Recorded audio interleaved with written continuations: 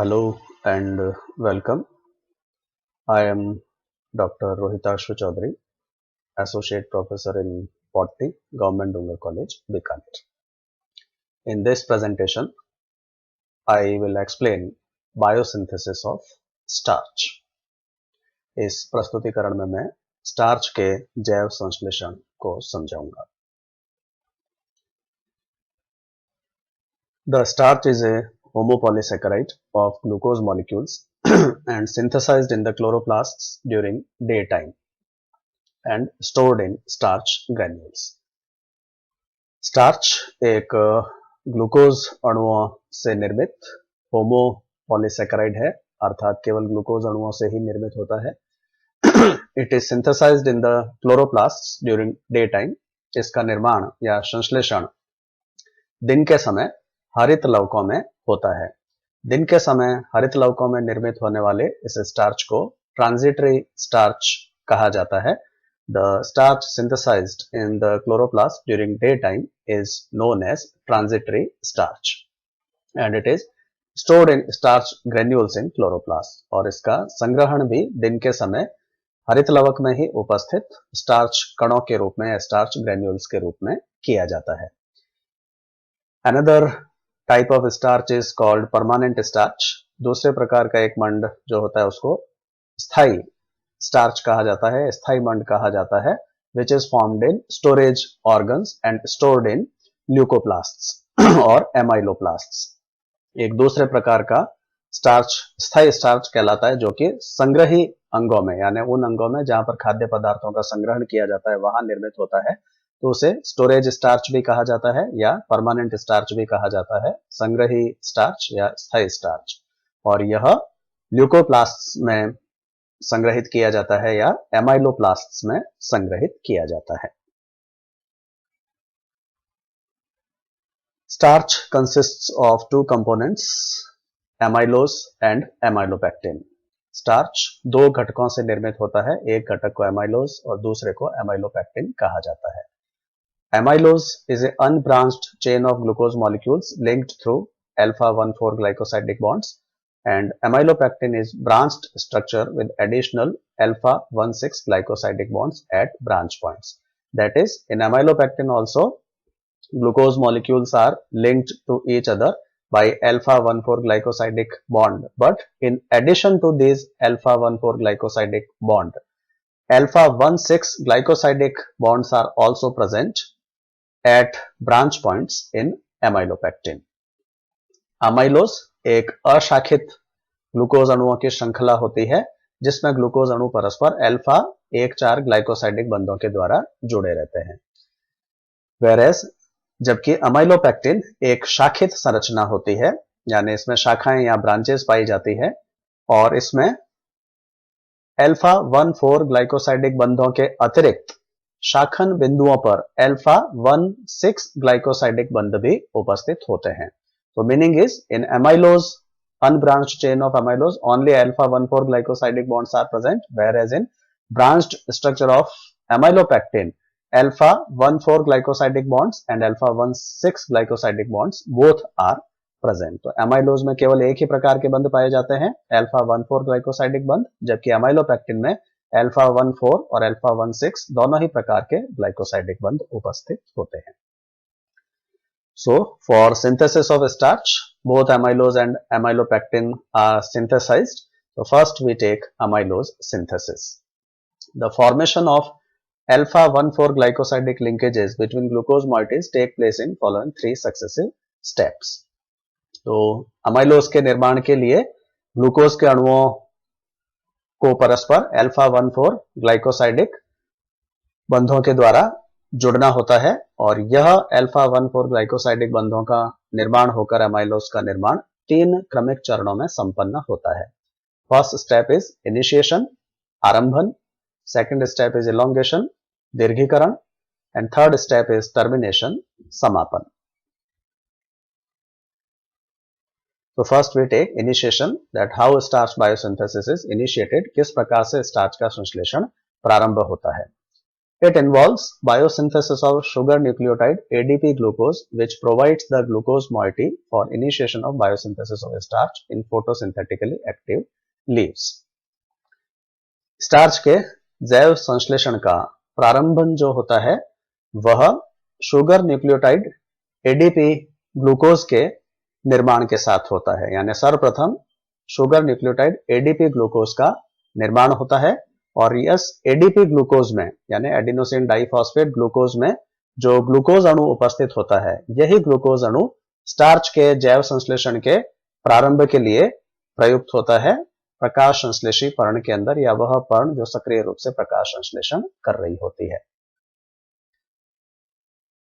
So this reaction is similar to one reaction which we have studied in biosynthesis of sucrose also.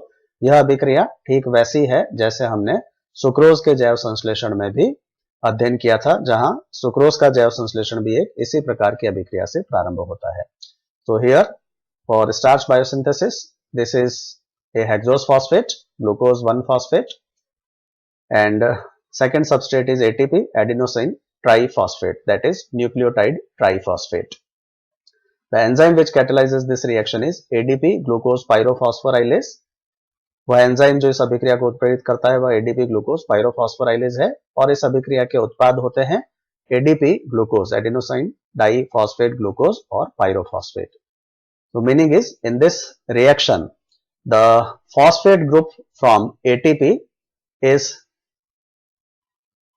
released and one phosphate group is released from glucose 1-phosphate, and after release of phosphate group from ATP, ADP remains and this ADP attaches with the glucose molecule or glucose molecule attaches with the ADP.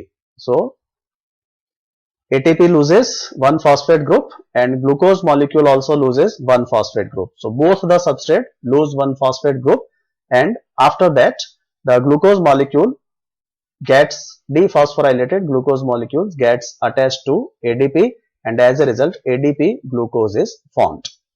As one phosphate is released from ATP and one from glucose 1-phosphate, both these phosphate together form pyrophosphate. So product of this reaction are ADP glucose and pyrophosphate. तो इस अभिक्रिया में एक hexose phosphate के रूप में glucose 1-phosphate और दूसरे सबस्ट्रेट के रूप में ATP काम में आता है. ATP से भी एक फॉस्फेट समूह निकल जाता है और ग्लूकोज 1-phosphate से भी एक फॉस्फेट समूह निकल जाता है. ये दोनों फॉस्फेट समूह मिलकर के पायरोफॉस्फेट का निर्माण करता है.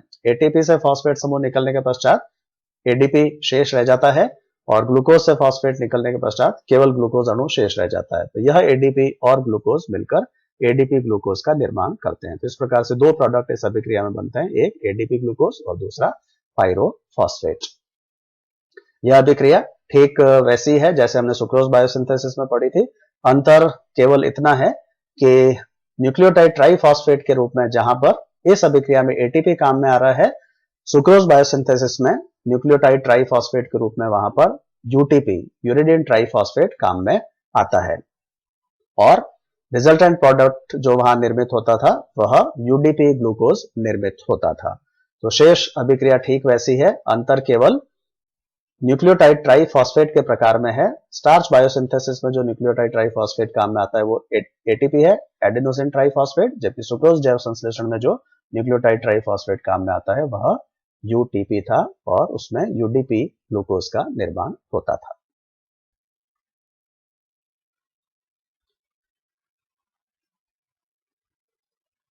So this starch precursor, that is ADP glucose, is synthesized by the activity of chloroplast enzyme ADP glucose pyrophosphorylase. After the initiation, next step is elongation. दीर्घीकरण में the elongation process proceeds by transfer of glucosyl moiety of ADPG to the non-reducing end of a pre-existing alpha D14 glucan primer, retaining the anomeric configuration of the glucose in the glycosidic bond. It means the newly added glucose is growing glucan has an alpha configuration. So दीर्घीकरण में अब यह जो ADP glucose molecule है, इसमें जो glucose अणु उपस्थित होता है, यह ग्लूकोज अणु एक पहले से उपस्थित ग्लूकन प्राइमर यानी एक ऐसे ग्लूकोज अणुओं की श्रृंखला जिसमें कुछ ग्लूकोज अणु परस्पर अल्फा डी 14 ग्लाइकोसाइडिक बंध के द्वारा जुड़े होते हैं। तो एक पहले से ही उपस्थित इस प्रकार की ग्लूकोज श्रृंखला में एडीपीजी में जो ग्लूकोज अणु उपस्थित होता है वह स्थानांतरित कर दिया जाता है, और यह जो ग्लूकोज अणु स्थानांतरित होता है वह इस प्री एग्जिस्टिंग ग्लूकन प्राइमर के नॉन रिड्यूसिंग एंड पर ट्रांसफर किया जाता है या अटैच होता है, यानी ग्लूकोज अणु का वह सिरा जो नॉन रिड्यूसिंग होता है यानी जिस पर एल्डिहाइड समूह उपस्थित नहीं होता है। साथ ही इस स्थानांतरण के पश्चात ग्लूकोज अणु का एनोमेरिक कॉन्फ़िगरेशन जो होता है वह अल्फा कॉन्फ़िगरेशन ही बना रहता है, क्योंकि ग्लूकोज एमाइलोज में जो ग्लूकोज अणु आपस में जुड़ते हैं वह अल्फा 14 ग्लाइकोसाइडिक बंध के द्वारा जुड़ते हैं। तो इस अभिक्रिया के पश्चात भी जो ग्लूकोज अणु जुड़ता है उसका एनोमेरिक कॉन्फ़िगरेशन वही रहता है जो कि एडीपीजी में होता है। This reaction is catalysed bye enzyme starch synthase. यह जो अभिक्रिया उत्प्रेरित होती है वह स्टार्च सिंथेज एंजाइम के द्वारा उत्प्रेरित होती है। तो this is how this reaction takes place. This is ADP glucose formed in initiation.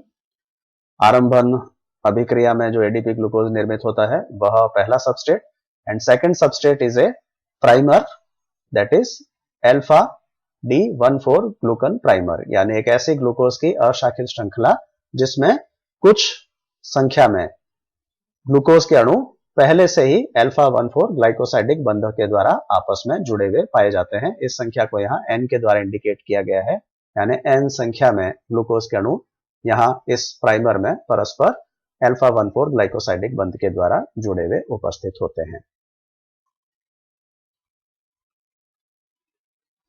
इस चित्र में यह जो ब्रैकेट यहां पर उपस्थित है, इस ब्रैकेट की स्थिति थोड़ी गलत है।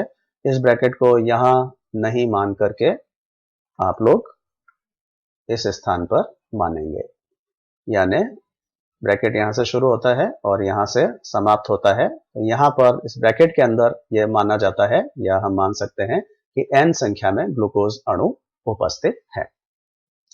तो पहला सबस्ट्रेट एडीपी ग्लूकोज और दूसरा सबस्ट्रेट एक ग्लूकन प्राइमर।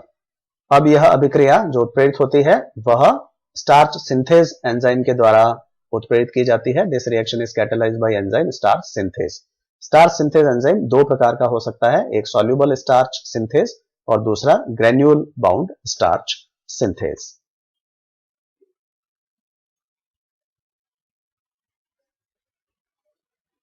और उत्पाद के रूप में एमाइलोज का निर्माण होता है, अर्थात यह जो ग्लूकोज अणु एडीपी ग्लूकोज में उपस्थित है यह यहां से इस स्थान पर स्थानांतरित हो जाता है। जैसा कि पूर्व में बात की, यह एडीपी में जो ग्लूकोज अणु उपस्थित होता है वह ग्लूकन प्राइमर के नॉन रिड्यूसिंग एंड पर जाकर के अटैच होगा, यानी इस पर कार्बन नंबर 4 पर। यह हम पूर्व में कार्बोहाइड्रेट की संरचना में पढ़ चुके हैं कि ग्लूकोज की संरचना में जो कार्बन नंबर 1 होता है वह रिड्यूसिंग एंड होता है जहां एल्डिहाइड समूह उपस्थित होता है, और कार्बन नंबर 4 जो है यहां पर चूंकि एल्डिहाइड समूह उपस्थित नहीं होता है तो यह नॉन रिड्यूसिंग कार्बन होता है या नॉन रिड्यूसिंग एंड होता है। तो एडीपी ग्लूकोज में उपस्थित ग्लूकोज इस कार्बन नंबर 4 के साथ अटैच होता है और इस ग्लूकोज अणु के कार्बन नंबर 1 और इस ग्लूकोज अणु के कार्बन नंबर 4 के बीच में ग्लाइकोसाइडिक बंध का निर्माण हो जाता है। तो इस प्रकार से ग्लूकन प्राइमर में जो पहले ग्लूकोज अणु उपस्थित थे उसमें एक ग्लूकोज अणु और जुड़ जाता है। तो जो नई संरचना निर्मित हो जाती है वह इस प्रकार से हो जाएगी कि अब इस ब्रैकेट के अंदर ग्लूकोज अणुओं की संख्या एक अधिक हो जाएगी, यानी n+1 हो जाएगी। और यह ग्लूकोज अणु जो आया है वह एडीपी ग्लूकोज में उपस्थित ग्लूकोज अणु है। तो यह यहां से यहां पर अल्फा 14 ग्लाइकोसाइडिक बंध के द्वारा जुड़ जाता है पहले से उपस्थित ग्लूकन प्राइमर के नॉन रिड्यूसिंग एंड पर या कार्बन नंबर 4 पर। इस अटैचमेंट के समय इस ग्लूकोज अणु का एनोमेरिक कॉन्फ़िगरेशन बनाए रखा जाता है, रिटेन किया जाता है। उससे तात्पर्य यह है कि यह अल्फा टाइप का एनोमर होता है और ग्लाइकोसाइडिक बंध के निर्माण में भी यह अल्फा टाइप का एनोमर ही रहता है, और इसलिए जो ग्लाइकोसाइडिक बंध यहां निर्मित होता है वह अल्फा 14 ग्लाइकोसाइडिक प्रकार का बंध होता है। So as mentioned, starch synthase can be of two types, या यह soluble starch synthase हो सकता है या granule bound स्टार्च सिंथेज हो सकता है। So if granule bound starch synthase is being used, यदि इस अभिक्रिया में जो एंजाइम है जो इस अभिक्रिया का उत्प्रेरण कर रहा है वह ग्रेन्यूल बाउंड स्टार्च सिंथेज है, तो उसके द्वारा एमाइलोज का निर्माण किया जाता है। और यदि दूसरे प्रकार का स्टार्च सिंथेज है यानी सॉल्युबल स्टार्च सिंथेज है, तो उसके द्वारा एमाइलोपेक्टिन में एक एमाइलोपेक्टिन अणु के अंदर यह काम किया जाता है। तात्पर्य यह है कि इसमें ग्रेन्यूल बाउंड स्टार्च सिंथेज जब क्रियाशील होता है या यह एंजाइम उत्प्रेरित करता है, तो पहले से कोई एमाइलोज मॉलिक्यूल जो उपस्थित है यानी ग्लूकोज की जो अनब्रांच्ड चेन है उसमें नए ग्लूकोज अणु को स्थानांतरित किया जाता है। और यदि सॉल्युबल स्टार्च सिंथेज काम में लिया जाता है तो ऐसी स्थिति में जो ग्लूकोज अणु स्थानांतरित होता है वह किसी एमाइलोपेक्टिन अणु में उपस्थित ग्लूकोज श्रृंखला में स्थानांतरित किया जाता है। तो multiple isoforms of starch synthase are found in oxygenic eukaryotes which can be broadly divided into two groups. तो यह जो स्टार्च सिंथेज एंजाइम इस अभिक्रिया को उत्प्रेरित करता है, इसके अनेक रूप पाए जाते हैं ऑक्सीजेनिक यूकैरियोट्स में, यानी वह यूकैरियोट्स जिनमें ऑक्सीजेनिक प्रकाश संश्लेषण पाया जाता है। और मुख्यतः ये जो विभिन्न रूप इस एंजाइम के पाए जाते हैं उनको दो समूहों में बांटा जा सकता है। In the first group which is associated primarily with granule matrix is involved in amylose synthesis and is responsible for extension of long glucans within the amylopectin fraction। जो पहला समूह होता है जो कि मुख्यतः स्टार्च कणों की मैट्रिक्स के साथ संबंधित पाया जाता है, which is found associated with granule matrix. जो स्टार्च के कण होते हैं जिनमें स्टार्च का संग्रहण किया जाता है उसके मैट्रिक्स में यह एंजाइम पाया जाता है। It is involve in amylose synthesis and is responsible for extension of long glucans within the amylopectin fraction. तो यह जो स्टार्च सिंथेज होता है यह मुख्यतः एक तो एमाइलोज के संश्लेषण में प्रयुक्त होता है और दूसरा यह एमाइलोपेक्टिन में जो ग्लूकोज श्रृंखलाएं उपस्थित होती है उनके विस्तार में भी काम में आता है। The second group is mainly confined to amylopectin biosynthesis. Its distribution between the stroma and starch granule varies with species, tissues and developmental stage. जो दूसरे प्रकार का स्टार्च सिंथेसिस होता है वह मुख्यतः केवल एमाइलोपेक्टिन के जैव संश्लेषण से ही जुड़ा हुआ होता है। Its distribution between the stroma and starch granules varies with species, tissue and development. और इसका जो वितरण होता है वह क्लोरोप्लास्ट के स्ट्रोमा और स्टार्च के कणों के बीच में जो इसका वितरण होता है, कहां इसकी कितनी मात्रा पाई जाती है, यह मात्रा अलग अलग जातियों में भिन्न होती है, अलग अलग ऊतकों में भी भिन्न हो सकती है और एक ही पादप में अलग अलग विकास की अवस्थाओं पर भी इसकी मात्रा भिन्न भिन्न हो सकती है। सो द सेकेंड ग्रुप जो कि सॉल्युबल स्टार्च सिंथेज है वह केवल एमाइलोपेक्टिन के संश्लेषण से ही जुड़ा होता है। कहने का तात्पर्य है, जैसा पूर्व में भी मैंने बात की, soluble starch synthase adds glucose molecules to amylopectin and long glucan chains which are present in amylopectin। अर्थात यह soluble starch synthase यानी जो दूसरा प्रकार है, यह जो नए ग्लूकोज अणु जोड़ता है यह केवल एमाइलोपेक्टिन में जो ग्लूकोज श्रृंखलाएं उपस्थित होती है उनमें ही जोड़ता है, यानी यह कभी भी एमाइलोज श्रृंखला में या एमाइलोज की अशाखित ग्लूकोज श्रृंखला में नए ग्लूकोज अणु को नहीं जोड़ता है। जबकि जो पहले प्रकार का एंजाइम होता है जिसे हम ग्रेन्यूल बाउंड स्टार्च सिंथेज कहते हैं, यह ग्लूकोज अणुओं को दोनों स्थान पर जोड़ सकता है, यानी यह एमाइलोज के संश्लेषण का कार्य भी कर सकता है, अशाखित एमाइलोज श्रृंखला जो है उसमें भी ग्लूकोज अणुओं को जोड़ सकता है, और या यह एमाइलोपेक्टिन में जो ग्लूकोज श्रृंखलाएं उपस्थित होती है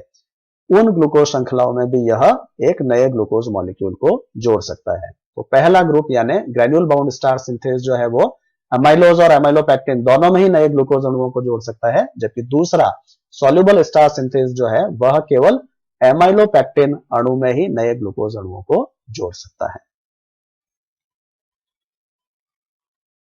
now after synthesis of amylose next is amylopectin synthesis, यानी एमाइलोपेक्टिन का निर्माण कैसे होगा। The linear amylose chain acquires novel alpha D16 glycosidic linkages leading to synthesis of amylopectin. तो केवल एक ही अंतर एमाइलोज और एमाइलोपेक्टिन में है कि एमाइलोपेक्टिन में अल्फा 16 ग्लाइकोसाइडिक बंध भी उपस्थित होते हैं शाखन बिंदुओं पर। तो एमाइलोपेक्टिन के संश्लेषण में इन ब्रांच पॉइंट्स का निर्माण किया जाता है। These alpha 16 glycosidic branch points are formed in the glucose chain।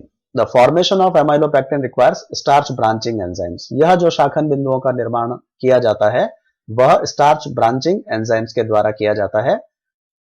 That transfer a segment of alpha D14 glucan to carbon 6 of glucosyl moieties in the same glucan. तो यह कार्य इस प्रकार से होता है कि एक लंबी ग्लूकोज अणुओं की जो श्रृंखला होती है उसमें से, इस श्रृंखला में से कुछ ग्लूकोज अणुओं को काट दिया जाता है, हटा दिया जाता है स्टार्च ब्रांचिंग एंजाइम के द्वारा, और यह जो ग्लूकोज अणु हटते हैं उनको यहां से हटा करके उसी ग्लूकोज अणुओं की अशाखित श्रृंखला में किसी ग्लूकोज अणु के कार्बन नंबर 6 पर स्थानांतरित कर दिया जाता है। उदाहरण के लिए इस चित्र के अंदर या इस रिएक्शन के अंदर यह 3 ग्लूकोज अणु इस स्थान पर ग्लाइकोसाइडिक बंध से जुड़े हुए हैं, तो यहां पर यह ग्लाइकोसाइडिक बंध तोड़ दिया जाता है और उसके पश्चात यह तीनों ग्लूकोज अणु जो है इसी ग्लूकन श्रृंखला में इस ग्लूकोज अणु पर, इस स्थान पर स्थानांतरित कर दिए जाते हैं। तो इस ग्लूकोज का कार्बन नंबर 1 और इस ग्लूकोज का कार्बन नंबर 6, इनके बीच में ग्लाइकोसाइडिक बंध का निर्माण हो जाता है, जो कि प्रोडक्ट में प्रदर्शित किया गया है। यह 3 ग्लूकोज अणु, इसका कार्बन नंबर 1 इस ग्लूकोज अणु के कार्बन नंबर 6 के साथ अल्फा 16 ग्लाइकोसाइडिक बंध का निर्माण करता है। तो इस तरीके से एक ऐसी ग्लूकोज अणुओं की अशाखित श्रृंखला, जो कि पहले अनब्रांच थी, अशाखित थी, उसमें एक शाखन बिंदु का निर्माण हो जाता है, एक ब्रांच पॉइंट फॉर्म हो जाता है, जहां पर अल्फा 16 ग्लाइकोसाइडिक बंध के द्वारा यह ब्रांच पॉइंट निर्मित होता है। So this is how amylopectin molecule is formed by forming alpha 16 glycosidic bond.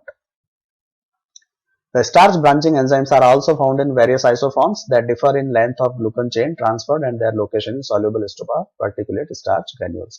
तो जिस प्रकार से स्टार्च सिंथेस के एक से अधिक स्वरूप पाए जाते हैं, स्टार्च ब्रांचिंग एंजाइम के भी एक से अधिक स्वरूप पाए जाते हैं, which differ in length of glucan chain transferred. जो उनमें अंतर होता है वह एक तो इस बात में होता है कि जो ग्लूकन श्रृंखला स्थानांतरित की जाती है, उदाहरण के लिए यहाँ पर 3 ग्लूकोज अणुओं की श्रृंखला इस स्थान पर स्थानांतरित हुई थी, तो अलग अलग प्रकार के जो ब्रांचिंग एंजाइम्स है वह अलग अलग लंबाई की ग्लूकन श्रृंखला को स्थानांतरित करते हैं और ब्रांच पॉइंट का निर्माण करते हैं।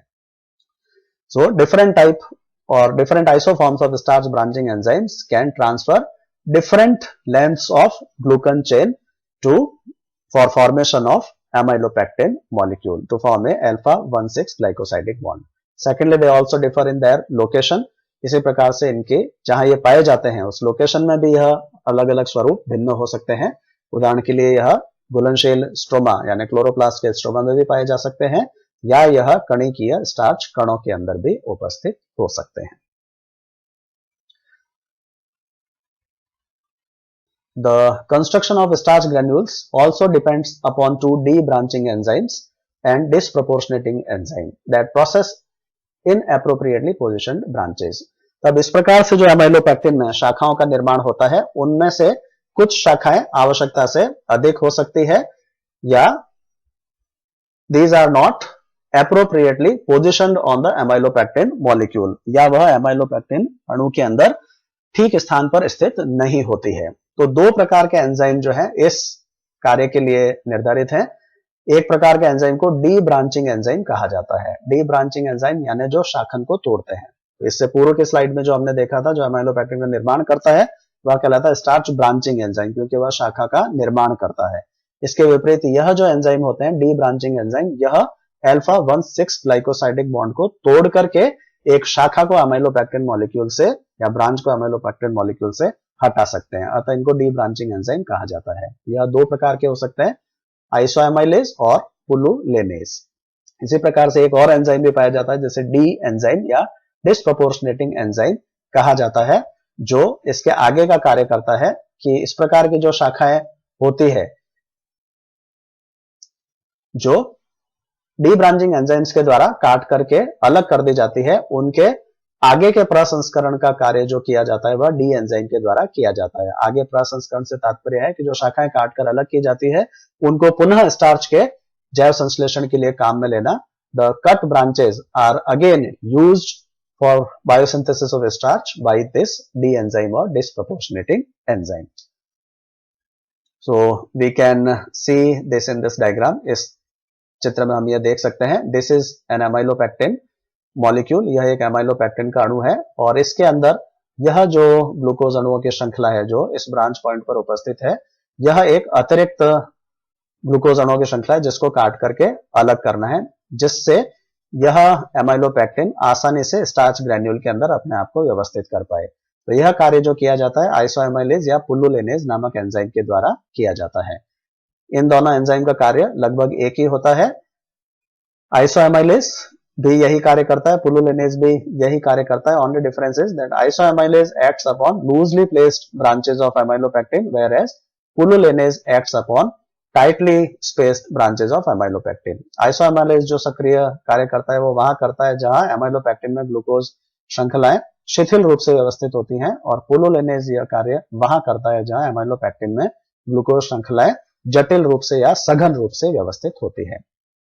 तो यहां पर इस अभिक्रिया से दो प्रोडक्ट बनते हैं, एक तो यह शाखा जो इससे कट के अलग हुई। So this glucose chain is cut from the amylopectin, so this is the cut chain from amylopectin and the remaining amylopectin molecule is shown in this diagram। तो बाकी का जो amylopectin का अणु है वह इस चित्र में प्रदर्शित किया गया है। यह amylopectin अब जो निर्मित होता है यह एक स्टार्च ग्रैन्यूल स्टार्च कण का भाग बन जाता है। और आइसोएमाइलेज या पुल्लुलेनेज के द्वारा जो ग्लूकोज अणु की श्रृंखला काटकर अलग की जाती है वह डी एंजाइम या डिस्प्रोपोर्शनेटिंग एंजाइम के द्वारा पुनः प्रसंस्कृत की जाती है या प्रोसेस की जाती है और इसको पुनः स्टार्च के जैव संश्लेषण में काम में ले लिया जाता है। तो यह कैसे होता है यह अभी इस स्लाइड में आगे बताता हूं। Isoamylases trim the branches that impede the formation of the crystalline regions of amylopectin। तो आइसोएमाइलेज या पुल्लुलेनेज का जो कार्य वो ये है कि उन शाखाओं को काट करके पृथक कर देना जो कि एमाइलोपेक्टिन के कणिकीय क्षेत्र के अंदर आसानी से फिट नहीं हो सकती, व्यवस्थित नहीं हो सकती। Trimming facilitates integration of randomly branched water soluble polysaccharide into semi crystalline insoluble granule of starch which otherwise generally does not integrate. अर्थात जो भी नया एमाइलोज या एमाइलोपेक्टिन बनता है वह जैसा पूर्व में बात की स्टार्च ग्रैन्यूल में संग्रहित किया जाता है। स्टार्च ग्रैन्यूल चूंकि क्रिस्टलीय होता है और अघुलनशील होता है, और जो नई एमाइलोज या एमाइलोपेक्टिन बनते हैं वह चूंकि आकार में छोटे होते हैं तो यह घुलनशील होते हैं। तो इनमें कुछ शाखाओं की स्थिति इस प्रकार से हो सकती है कि उन शाखाओं की स्थिति के कारण यह जो नए बनने वाले एमाइलोपेक्टिन कण है वह स्टार्च ग्रैन्यूल के साथ जुड़ नहीं पाते, उसके साथ अटैच नहीं हो पाते या स्टार्च ग्रैन्यूल का भाग नहीं बन सकते। तो इस प्रकार की शाखाएं जो कि इस कार्य में अवरोध उत्पन्न करती है या इस कार्य में बाधा पहुंचाती है, इस प्रकार की शाखाओं को काट करके अलग कर दिया जाता है आइसोएमाइलेजेस के द्वारा, और फिर जो शेष एमाइलोपेक्टिन बचता है वह आसानी से स्टार्च कणों का भाग बन जाता है। तो depending upon their substrate requirement debranching enzymes are either isoamylases और पुल्लुलेनेज, जो पूर्व में बात कर चुका हूं। जो आइसोएमाइलेज होते हैं वह एमाइलोपेक्टिन की शिथिल रूप से व्यवस्थित शाखाओं पर सक्रिय होते हैं, जबकि जो पुल्लुलेनेज होते हैं वह एमाइलोपेक्टिन की सघन रूप से व्यवस्थित शाखाओं पर सक्रिय होते हैं। कार्य दोनों का एक ही होता है कि जो अतिरिक्त शाखाएं एमाइलोपेक्टिन में ग्लूकोज अणुओं की उपस्थित होती है जो स्टार्च कण के निर्माण में बाधा पहुंचाती है उनको काट करके पृथक करना। The D enzyme, so now we come to this reaction. The D enzyme recycles the residual soluble oligosaccharide back to the biosynthetic pathway of starch granule via the glucan transferase reaction। तो इस प्रकार से जो शाखाएं cut करके पृथक हो जाती है उनको पुनः स्टार्च के जैव संश्लेषण में काम में लेने का कार्य डी एंजाइम के द्वारा या डिस्प्रोपोर्शनेटिंग एंजाइम के द्वारा किया जाता है। तो यह अभिक्रिया इस प्रकार से होती है, दो ग्लूकोज की श्रृंखलाएं इसमें सबस्ट्रेट के रूप में काम में आती है और उत्पाद के रूप में भी दो ग्लूकोज की श्रृंखलाएं निर्मित होती है, लेकिन उनसे एक ग्लूकोज श्रृंखला पहले की तुलना में लंबी होती है और दूसरी ग्लूकोज श्रृंखला पहले की तुलना में छोटी होती है। तो ग्लूकोज ए प्लस ग्लूकोज बी, जहां पर ए और बी जो है यह संख्याएं या तो 3 होती है या 3 से अधिक होती है। इसी प्रकार से यहां पर n और यह n है, n से तात्पर्य यह है कि यह या तो 4 होता है या 4 से कम होता है। उदाहरण के लिए यहाँ पर ग्लूकोज ए जो है वह भी उदाहरण के लिए इसमें 6 अणु है, ग्लूकोज बी में भी 6 अणु है। तो ए का मान भी 6 है और ग्लूकोज में बी का मान भी 6 है और एन का मान लिया जाए 3 है। तो जो नई श्रृंखला लंबी श्रृंखला बनेगी वह होगी ए प्लस बी माइनस एन, यानी 6 प्लस 6 माइनस 3, यानी इस ग्लूकोज श्रृंखला में 9 ग्लूकोज के अणु उपस्थित होंगे और इस ग्लूकोज श्रृंखला में ग्लूकोज के केवल 3 ही अणु उपस्थित होंगे। तो 6 ही अणु यहाँ उपस्थित थे, 6 ही अणु यहाँ, यानी दोनों श्रृंखलाओं मिलकर 12 ग्लूकोज के अणु उपस्थित थे। इनमें से एक श्रृंखला में, उदाहरण के लिए ग्लूकोज बी श्रृंखला में से 3 अणु पृथक हो जाते हैं, 3 अणु ग्लूकोज ए के साथ जुड़ जाते हैं और 3 अणु एक पृथक श्रृंखला के रूप में कार्य करते हैं। तो जिसके फलस्वरूप एक ग्लूकोज श्रृंखला ऐसी निर्मित हो जाती है जिसमें अब 9 ग्लूकोज के अणु होते हैं और एक यानी एक लंबी ग्लूकोज श्रृंखला निर्मित हो जाती है और एक ऐसी श्रृंखला निर्मित होती है जिसमें जो छोटी होती है आकार में, स्मॉलर इन साइज, और जिसमें ग्लूकोज के 3 ही अणु होते हैं।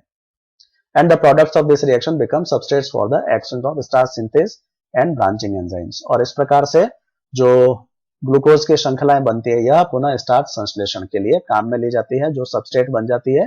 जो छोटी श्रृंखला होती है वह तो सबस्ट्रेट बन जाती है स्टार्च सिंथेज एंजाइम के लिए, और जो लंबी श्रृंखला होती है वह क्रियाधार बन जाती है, सबस्ट्रेट बन जाती है ब्रांचिंग एंजाइम्स के लिए, जो कि हम यहाँ पर देख सकते हैं। तो यह श्रृंखला जो आइसोएमाइलेज के द्वारा अलग की गई थी, यह श्रृंखला और एक अन्य श्रृंखला, यह दोनों सबस्ट्रेट के रूप में कार्य करती है। इस अभिक्रिया का उत्प्रेरण डिस्प्रोपोर्शनेटिंग एंजाइम के द्वारा होता है और फलस्वरूप 2 श्रृंखलाओं का निर्माण होता है। इनमें से एक श्रृंखला लंबी श्रृंखला होती है और दूसरी श्रृंखला छोटी श्रृंखला होती है। तात्पर्य है कि इस श्रृंखला में से कुछ ग्लूकोज के अणु जो हैं वह कट करके, टूट करके इस ग्लूकोज श्रृंखला के साथ जुड़ जाते हैं, जिससे एक लंबी श्रृंखला का निर्माण होता है। A longer chain is form and a smaller chain is form.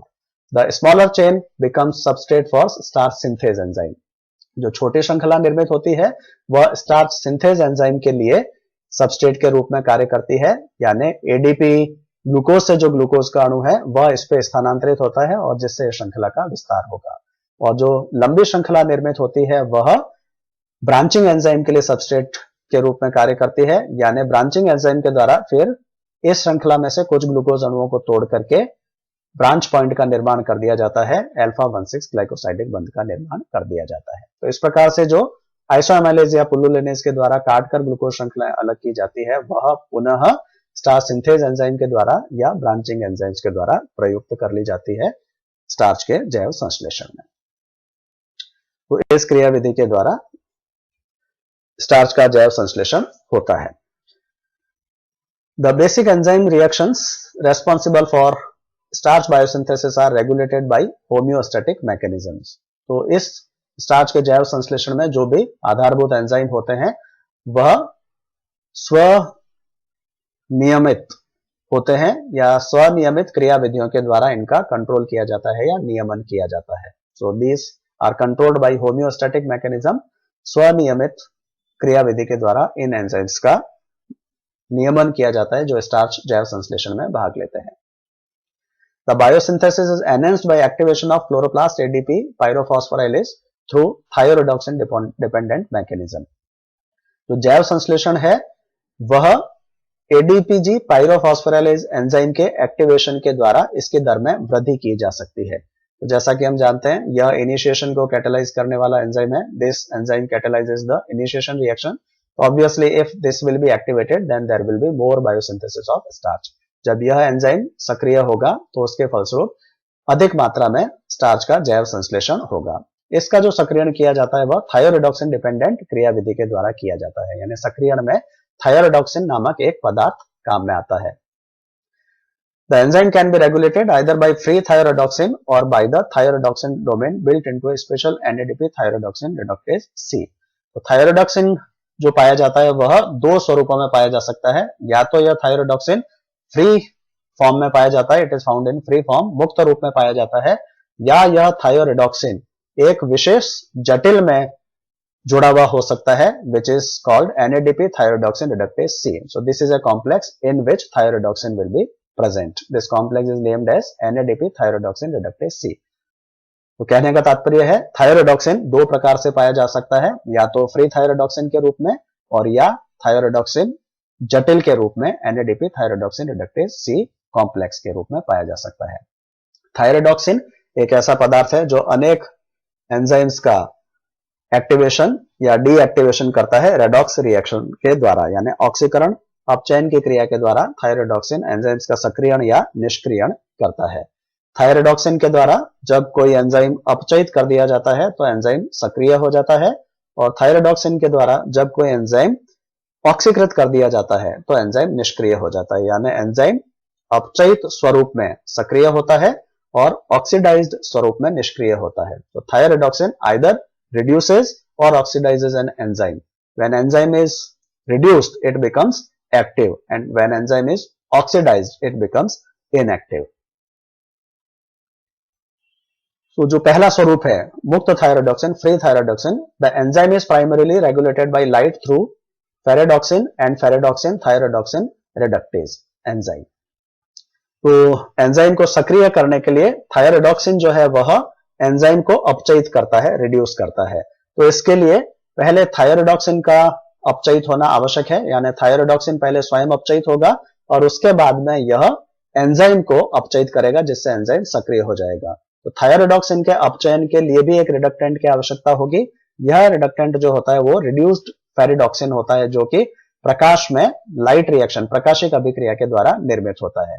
तो संपूर्ण अभिक्रिया इस प्रकार से चलती है। प्रकाश में पहले फेरिडॉक्सिन का अपचयन होता है, फेरिडॉक्सिन में जो इलेक्ट्रॉन होते हैं वह थायरोडॉक्सिन को अपचयित करते हैं, और फिर थायरोडॉक्सिन इन इलेक्ट्रॉन को एंजाइम को स्थानांतरित कर देता है, जिससे एंजाइम अपचयित हो जाता है और इसके फलस्वरूप एंजाइम सक्रिय हो जाता है। तो मुक्त थायरोडॉक्सिन के अपचयन के लिए जो रिडक्टेंट होता है, अपचायक होता है, वह रिड्यूस्ड फेरिडॉक्सिन होता है, जो कि प्रकाशिक अभिक्रिया के द्वारा प्रकाश में निर्मित होता है। तो इस प्रकार से फ्री थायरोडॉक्सिन का रेगुलेशन जो होता है वह प्रकाश के द्वारा नियमित होता है, या इसका रेगुलेशन प्रकाश के द्वारा किया जाता है। तो दूसरे प्रकार का थायरोडॉक्सिन है जो कि कॉम्प्लेक्स के रूप में पाया जाता है, एनएडीपी थायरोडॉक्सिन रिडक्टेज सी। यह भी यही कार्य करता है, यानी पहले स्वयं अपचयित होता है और उसके बाद एंजाइम को अपचयित करके उसको सक्रिय करता है, लेकिन इसके लिए जो अपचायक होता है वह फेरिडॉक्सिन नहीं होकर के एनएडीपी, रिड्यूस्ड एनएडीपी होता है। तो प्रकाश की उपस्थिति में यदि रिड्यूस्ड फेरिडॉक्सिन की मात्रा कम हो जाती है तो उस स्थिति में यह दूसरा तंत्र भी कार्य करता है, यानी यह एक केवल संपूरक के रूप में कार्य करता है या कॉम्प्लीमेंट करने के लिए ही काम करता है, जिससे कि एंजाइम्स का सक्रिय पर्याप्त रूप में चले। यानी दिन के समय मुख्यतः यह रेगुलेशन जो होता है वो फ्री थायरोडॉक्सिन के द्वारा ही होता है, केवल कुछ ही मात्रा में दूसरे प्रकार का जो कॉम्प्लेक्स में थायरोडॉक्सिन होता है उसके द्वारा एंजाइम का सक्रियण किया जाता है। लेकिन रात्रि के समय चूंकि प्रकाश नहीं होता, और प्रकाश नहीं होगा तो प्रकाशिक अभिक्रिया नहीं होगी, प्रकाशिक अभिक्रिया नहीं होगी तो रिड्यूस्ड फेरिडॉक्सिन का निर्माण भी नहीं होगा। तो रात्रि के समय यह इस एंजाइम को सक्रिय करने के लिए फिर केवल जो बिल्ट इन थायरोडॉक्सिन सिस्टम है, जो कि एनएडीपी थायरोडॉक्सिन रिडक्टेज का भाग होता है, केवल वही कार्य करता है। और इसके कार्य करने के लिए यानी थायरोडॉक्सिन के अपचयन के लिए भी एक अपचायक की आवश्यकता होती है, और यह अपचायक जो होता है वह एनएडीपीएच होता है। यानी रात्रि के समय ऑक्सीडेटिव पेंटोज फॉस्फेट पाथवे के द्वारा एनएडीपीएच का निर्माण होता है। एनएडीपीएच फिर थायरोडॉक्सिन को रिड्यूस करता है, थायरोडॉक्सिन फिर एंजाइम को रिड्यूस करता है, जिससे एंजाइम सक्रिय होता है और स्टार्च जैव संश्लेषण की अभिक्रिया आगे चलती है, यानी यह एडीपीजी पायरोफॉस्फोराइलेज एंजाइम सक्रिय हो जाता है। तो दिन के समय दोनों ही फ्री थायरोडॉक्सिन भी और जटिल में जो थायरोडॉक्सिन उपस्थित है दोनों ही कार्य कर सकते हैं, यद्यपि मुख्यतः फ्री थायरोडॉक्सिन यह कार्य करता है, और जो जटिल के रूप में थायरोडॉक्सिन पाया जाता है वह केवल इस क्रिया को सप्लीमेंट करता है, कुछ मात्रा में यह कार्य इसके द्वारा किया जाता है। रात्रि में चूंकि रिड्यूस्ड फेरिडॉक्सिन उपलब्ध नहीं हो सकता प्रकाश की अनुपस्थिति के कारण, तो रात्रि के समय जो सक्रियण का, एंजाइम के सक्रियण का कार्य किया जाता है वह केवल उस थायरोडॉक्सिन के द्वारा किया जाता है जो कि एनएडीपी थायरोडॉक्सिन रिडक्टेज सी जटिल में उपस्थित होता है। इसके लिए जो रिडक्टेंट होता है वह एनएडीपीएच होता है, और यह एनएडीपीएच जो है वो ऑक्सीडेटिव पेंटोज फॉस्फेट पाथवे में कार्बोहाइड्रेट के ऑक्सीकरण से प्राप्त होता है। So this is how ADPG pyrophosphorylase enzyme is regulated by thioredoxin system. Above regulation of amyloplast ADPG pyrophosphorylase also adjusts starch biosynthesis to flux of metabolites in heterotrophic sink tissues।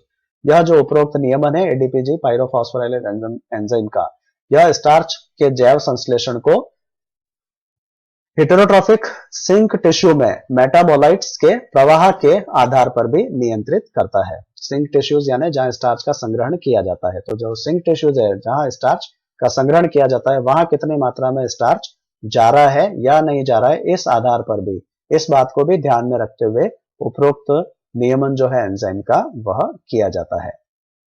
और इसके लिए signal का जो कार्य किया करता है वह फ्लोएम में सुक्रोज का लेवल करता है। Phloem sucrose level which reflect the carbon status of the plant.